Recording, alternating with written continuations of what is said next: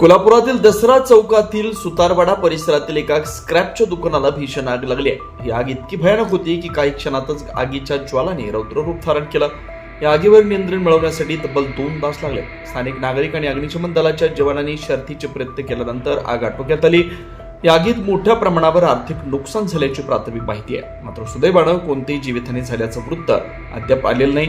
या घटनेमुळे कोल्हापूरकरांच्या सुरक्षेचा प्रश्न पुन्हा एकदा ऐरणीवर आला।